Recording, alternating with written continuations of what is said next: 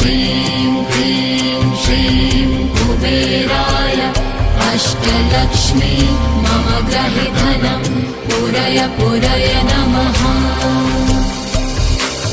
ॐ ह्रीं श्रीं क्लीं श्रीं कुबेराय अष्टलक्ष्मी मम गृहे धनं पूरय पूरय नमः। ॐ ह्रीं श्रीं क्लीं श्रीं कुबेराय अष्टलक्ष्मी मम गृहे धनं पूरय पूरय नमः। ॐ ह्रीं श्रीं क्लीं श्रीं कुबेराय अष्टलक्ष्मी मम गृहे धनं पूरय पूरय नमः।